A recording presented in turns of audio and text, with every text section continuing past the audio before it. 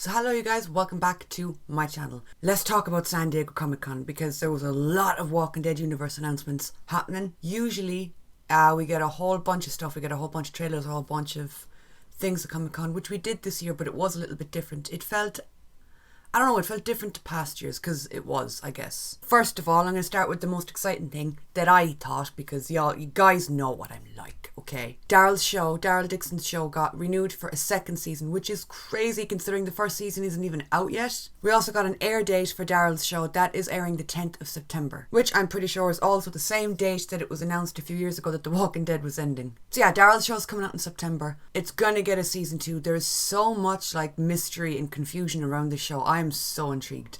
I love Daryl. He's my favourite character from anything. I would watch that man do anything, really. The show could have just been 6 episodes of him sitting in a forest, skinning snakes and eating rats, and that'd have been like television. So what we know so far is he ends up in France. We see him with a group of nuns. We also see him with Fleur Delacour from Harry Potter. Yeah, I know she's probably been in other things, but that's what I know her from. I'm not going to do a reaction to the trailer because I have already seen it. Let's break down the trailer a little bit. First of all, let's talk about the opening to this trailer, because I wanted to know I tried. So we see this poor little guy just floating. He's just floating through the atmosphere. Look at him out in the middle of nowhere on a boat, on a capsized boat. We see him then wash up on a beach. This is the stuff I'm excited for. I love, and I've said it time and time again, when it comes to Walking Dead universe shows, I love that they keep finding ways to make the walkers arty or pretty or different. Like this whole, like look at him, he got a whole fern bush growing out of his chest. I love that shit. From a place called the Commonwealth. It's in America. So it's going to be interesting to see him talk about our community and everything. It's just taking a character that's been in the show for so long. I mean, he was in 11 seasons of The Walking Dead, and put him in a different fucking country where he doesn't know anybody. He's already a distrusting character. Daryl doesn't really trust that easily. So I just can't wait to see how he gels, how he meets people, what that first meeting is like. Having him though open up and tell people where he's from in the name of his community, I think that's kind of ballsy.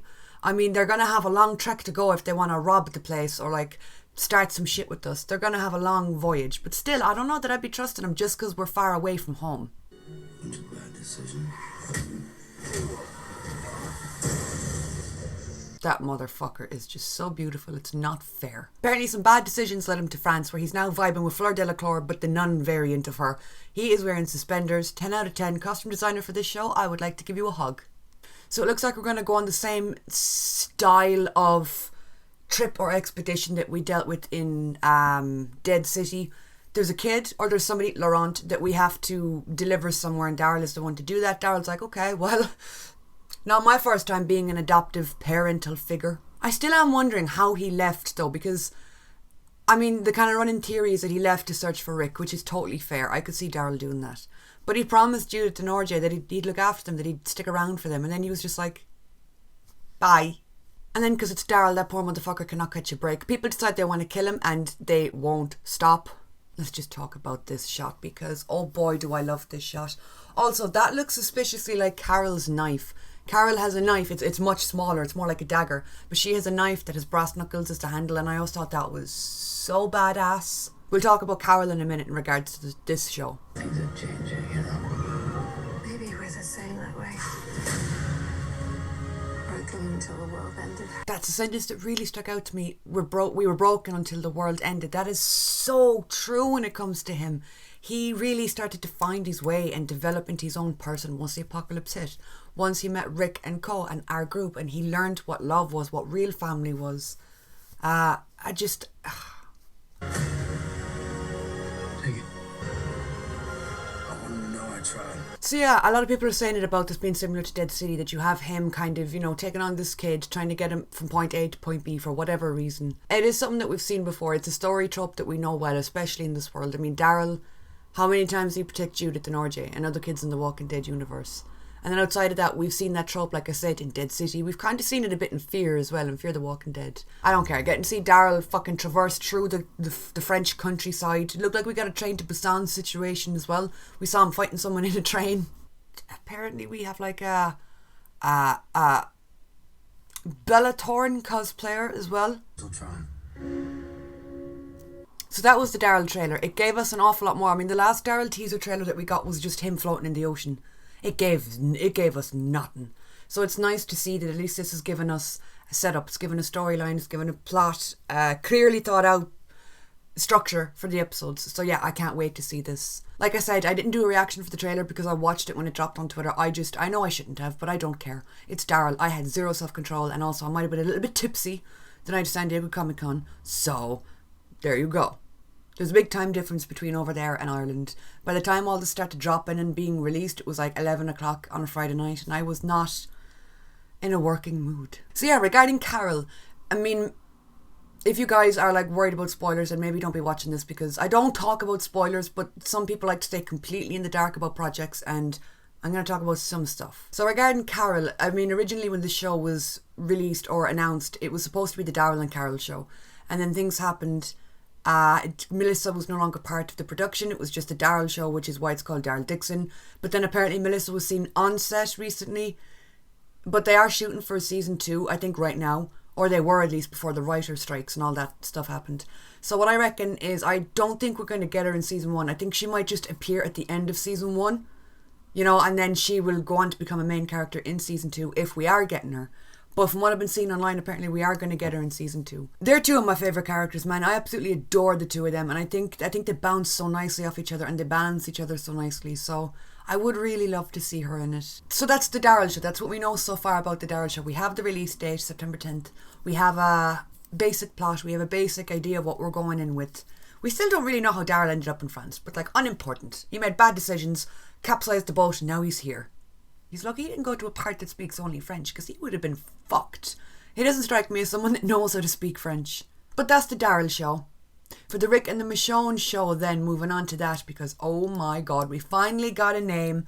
We finally got a name. I would have been happy just calling it the Michonne show, but they didn't go with that. Apparently the show is being called The Ones Who Live, which I think is one of the most perfect titles for a show regarding them. Again, we got a teaser trailer, we got some key art released. We didn't get a date though, I don't think. It's just still being billed for 2024, which, even if they had a release date, I'm guessing it probably would have been altered by now because of the strikes and everything that's going on. So it's better to not give a date than to give a date and then have to change it. That's just my opinion. But yeah, we got a title. I think The Ones Who Live is a perfect title for this show. It was the last line of dialogue spoken in the episode, in the season finale of The Walking Dead, just before the Rick and the Michonne scene happened at the end, the very, very end of the episode. But the last thing that happened in the story was we got that scene between Judith and RJ where she's giving him this big speech, and the last thing she says to him is, "We are the ones who live." And I just thought it was so impactful. I remember it gave me chills as I was watching it. I was like, oh my god. Then I got it tattooed because I think it's a gorgeous saying. Such a hopeful note to end what it's not, but it's like, it's a dull show. It's about the apocalypse. It's about death. It's about loss. It's about survival. It's about fear. It's a fantastic show, but it is quite dark material. So what a light note to end something like that on. I loved it. So that's what we're going with for the working title for the Rick and the Michonne show. Again, I've seen the trailer, so we're not reacting to it. We're just going to chat about it a little bit. I've been out there a long time. Yeah, you have, girly. So again, this promo feels super reminiscent of like old school Walking Dead, like season 5, 6. Already, you're giving these two their own show, but they're staying true to like the essence of The Walking Dead. It doesn't feel like it's going to be like Tales or Fear the Walking Dead, where it feels completely different.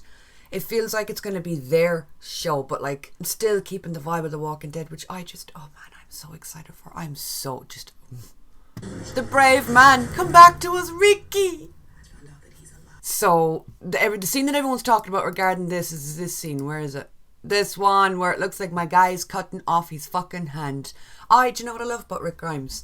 Beautiful little man is always in distress. He is always up Schitt's Creek without a paddle. He's always just invested in some fuckery. You never know. You just never know what this poor son of a bitch has fallen into. So that's all that we got on that. We got that little speech from Michonne. We got the flashes of the two of them.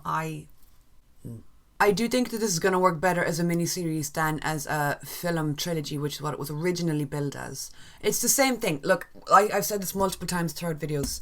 3 movies, if they were 2 hours each, that's 6 hours of content. If you do a miniseries, 6 episodes each at an hour long, that's still 6 hours of content. It's the same amount, just a different format. I'm super pumped. And like, yeah, I'm happy that we changed to the miniseries. Now I wonder, will we get a season 2 of this? Because I know Dead City also got renewed for a season 2, which is not surprising. I mean, it was killing it. It was doing really well. The storyline is there. The content is there. They can go for a season 2 easily, especially with how they finished season 1. So those two spin-offs, Daryl's Show and Dead City, they're both getting season 2s. It's been very under wraps what's going on with this. It wasn't announced if they're getting a season 2 or not. I could see it going one of two ways. I could see them getting a season 2 and just continuing the story, or if they stick with just one season of The Ones Who Live. I keep nearly saying We're the Ones Who Live. God damn it. If they were to do just one season of The Ones Who Live, they could end it with wrapping up or tying in all of the other shows. So you could have a Daryl cameo, you could have a Negan and Maggie cameo. If you're doing one season of this show, especially because this show is so far away, if they push this to maybe next summer, the possibility of dragging in the other spin-offs and the other characters from the other shows would be there. So, and that is one thing I would love to see. Regarding spin-offs, I would love to see some sort of coming together again. I know we just ended The Walking Dead. I know technically we all just split up, but that's not really true. Rick left, then Michonne left, then the show ended. I mean, it's been like a staggered happening of everybody slowly splitting. So I would just like to see everybody reunite at some fucking stage in some show. There's so many shows. The possibilities there. Fear the Walking Dead season 8, the final episodes also got a release date. And this, I've got some things to say about this. Also, yeah, spoilers. But you wouldn't be watching a video like this if you didn't want spoilers, I guess. People are killing. I like that we are doing some sort of a recap in the trailer. You forget about all the crazy shit that's happened. My God. I love them with all of my heart, let me just say. Oh yeah, I forgot that. Grace died, didn't she? There are files that tell us who your parents are. That was just, I don't know what that was. Straight stream all 8 seasons? Okay, well you caught me there with that one because I thought that was a fucking trailer. Clearly it's not. When you look back on it, my God, so much has happened in Fear. And we've lost so many fucking characters. Like, I forgot that. Like, Chris is gone. Travis is gone. Alicia's not on the show anymore. John Dory is gone. We haven't seen Mo in a while, or Wendell. We also don't know where Charlie is. We haven't seen Charlie. It was kind of mentioned that she was sick the last time that we saw her, but we didn't actually see what happened to her. So there is still a lot of loose ends to tie up. We haven't seen Strand at all this season, which really has kind of stung. He's my favourite character in the show, so I'm looking forward to getting to see him again. I'd like to find out, like I said, what happened to Charlie. I'd like to find out what happened to Alicia. I'd love to see Alicia reunite with Madison. I've already said this so many times. This show has been one of the funnest experiences. It has been such a brave TV show. It has taken chances. And yeah, not all of them have paid off. People haven't vibed with every season. But it is a show that continuously reinvents itself and does something new and finds new ways to go about it. So I've really enjoyed the show. I am sad that it's coming to an end. I really am. But the thing that pissed me off more than anything, and I'm just going to be honest because I'm always honest with you guys. I'm not going to bullshit and lie. They announced that fucking Troy is coming back. I don't know what the fuck it is with these shows or who the fuck is making these decisions, but people keep announcing, and this isn't a spoiler, this isn't like I found out from like inside sources. No, they announced this. They announced that Troy is coming back, and I'm like, oh, sweet Jesus. First of all, very strange to bring back a character like that. I mean, it's not the first time they've done it. They did it with Madison. They have brought back characters before. Especially characters that you have just presumed dead. Because this show, what's dead doesn't always stay dead, okay? And then you've Morgan Jones in the corner who just doesn't fucking die. But yeah, they're bringing back Troy. And I'm like, okay, again, and I've made this point with past episodes of past Walking Dead universe shows. Could you imagine if they hadn't announced that, and if they had just done it? They hadn't given you any warning, any foresight. They just fucking plopped him on screen in the middle of an episode. Oh my God, the shock would have been insane. I get that it's probably like a marketing technique that you want to build hype, you want to build excitement, but you don't need to announce everything ahead of time. I don't understand where this spoiling shows beforehand directly from the company came from. Like, I don't know why they fucking do that. And there's been examples of it throughout, like I said, throughout the years with other shows as well. I just would have really preferred if that had been kept a secret and if it had just happened we saw it on screen. But one thing I sure as hell am is I'm interested to see how the fuck they managed to shoehorn him back into the show, because His exit was pretty clean cut. It seemed pretty obvious what happened, but apparently not. He's coming back. A lot of people said that he was the character at the end of the last half of the season. We see him packing up all bits and pieces of other characters. You guys know the scene I'm on about if you watched Fear. And there was a lot of people speculating that that could have been him, that could have been Troy. And I guess apparently it fucking was, because the motherfucker's clawing his way back. So yeah, I'm excited to see how they wrap up Fear. I really am excited to see what they end up fucking doing, where everybody ends. I don't think everybody's making it out of the show alive. Let me just say that.